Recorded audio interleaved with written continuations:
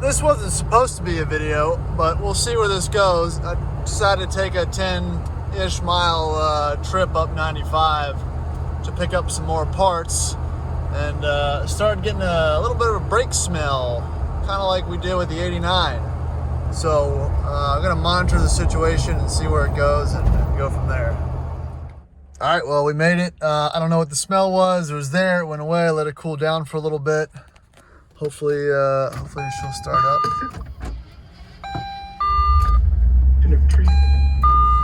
But this is what I came for. An original AMG brochure, which I thought was pretty neat. I also like Mercedes. I always wanted an SEC. Just some neat,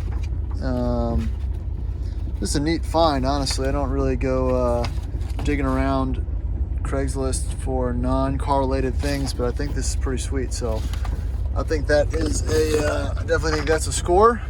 And when I get home, I will get some better pictures of it so you guys can check it out. But yeah, that's it. So let's see if we'll make it back.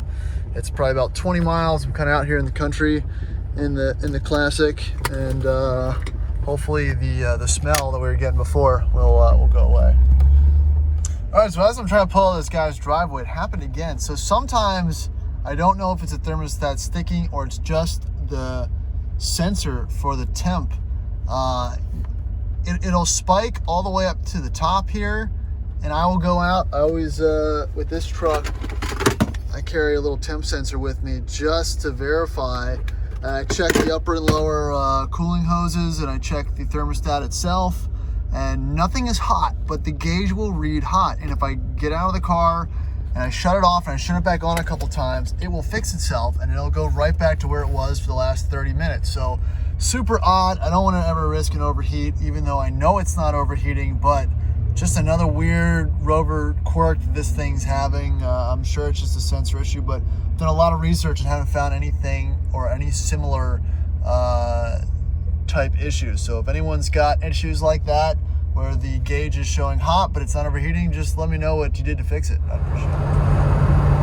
All right, pulling back in the direction I need to go to get back south side Richmond again. It looks like the speedometer needle is not lit up, so I'm probably going about 60-ish. Steering's still very solid. I'm not getting the brake smell like I did before. I'm not really white knuckling it, but again, I got old tires. I probably should drain this brake fluid and put some fresh stuff in. Again, you don't want to overheat the brakes and have any type of brake failure, but I am kind of periodically testing the pedal to make sure I still have pressure, which I do. I never lost pressure or anything like that. Just, you know, that kind of sticky caliper smell that you get from a truck passing on the highway, or if you burn your brakes, you have sticky caliper. Other than that, it's doing well. The wipers don't have a low intermittent setting, so it could just be the switch. It was working actually in that Escape from Richmond video I made. It's not working now. I got the seat adjusted where I need to be. Radio's still working great. Yeah, no real other issues. I put a couple gallons of gas in it just in case. The gas gauge is slow, so I do trust it. But you know, when it's, again, when you're using a lot of fuel, which I think I am, and when it's going into the draining or filling, it just takes 20 or so minutes for it to actually read accurately. I don't know if that's cold related or the actual sender itself. I don't know. I'm not gonna mess with it too much. It works enough for me, so I'm decently happy with it. So almost back. Got the easy pass this time. I know this is more like a vlog video, but you know, I wanted to put some more miles on this one, just like the white disco yesterday, and really just ensure that I do have something that'll handle the highway, because this is probably the best one highway wise that I have right now, and I really would like to either get these tires, either swap them out, get them balanced, or replace the steering stabilizer, just so I have a little bit more than 65 miles an hour comfortably. So that'll be the next project, but I'll make up my mind what to do with that. All right, well here it is. I haven't really looked at this at all yet, so we're gonna crack it open and check it out. Yeah, it's a pretty interesting period AMG pamphlet. You know, who don't know if it's cool or not, but I think it's pretty neat. And if any Mercedes enthusiasts out there, I think they'd probably find it pretty interesting. Get a little 190 AMG. You know, these are all, it almost looks like Gen 1 W126, so it'd be like 1980 to 1985-ish. Probably a 500 SE.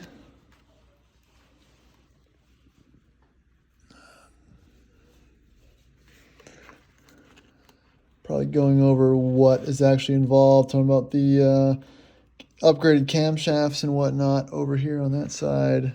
Testing facilities. Oh, wild. Aerodynamic enhancements. Wind tunnel technology, pretty futuristic. Yeah, wide body 190Es, they're pretty rare. Cool penta wheels and whatnot, at least for this model. Again, this is the first time I've looked at this as well.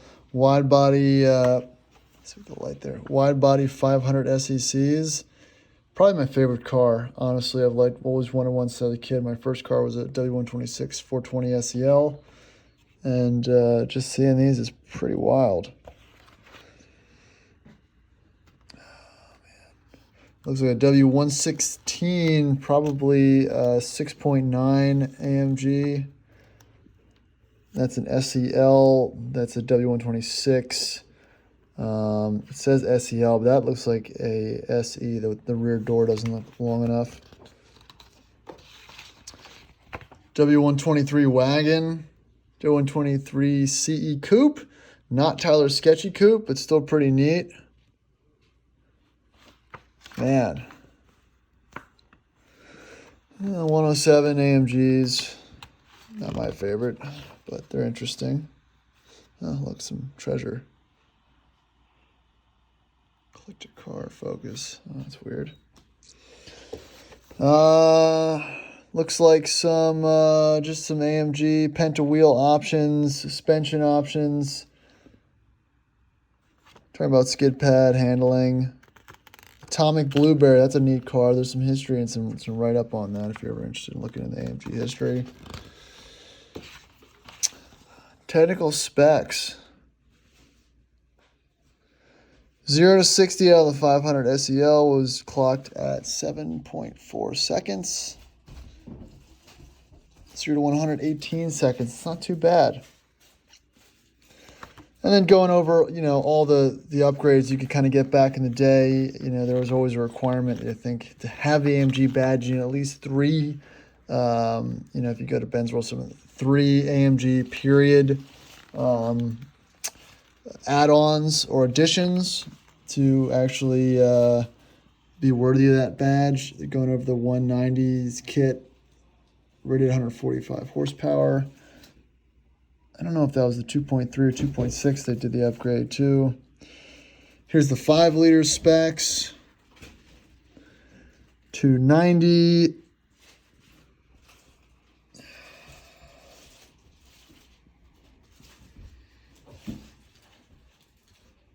Interesting. Interior options, steering wheel, that looks terrible. Car covers. I mean, this is neat.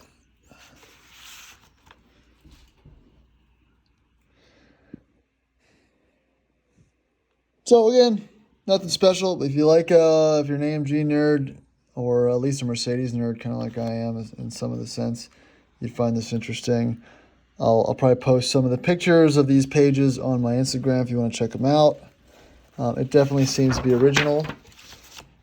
And yeah, I'm going to check out there's all these family or these home photos here as well that don't really seem to have any super significance. Just a lot of boxes of AMG parts and whatnot. I don't know where these came from or what the backstory is with these. But, you know, someone in the world would probably know. Maybe Jonathan Hodgman down at Blue Ridge MB down in Atlanta. I mean, look at all this stuff. It'd be worth a fortune. If you know what any of this stuff is, or if you recognize this warehouse, let me know. Look at all the Euro headlights, tail lights. Man, quite the stash.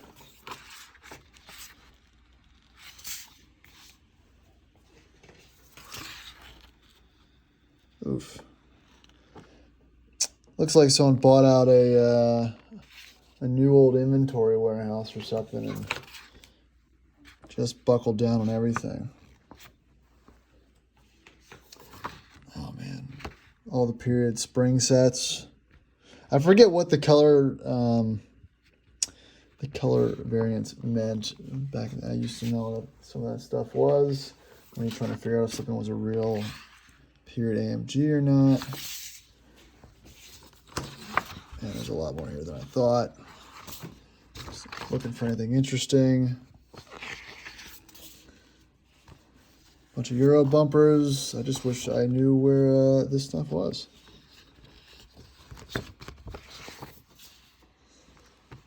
More body kits and Euro bumpers, steering wheels, nothing too crazy. But yeah, that's really about it. Again, I'll probably put more of this content on my Instagram because it's all photo-based. But thanks for checking it out. If you know anything about any of this, drop me a comment there in the comment section. Appreciate it, guys.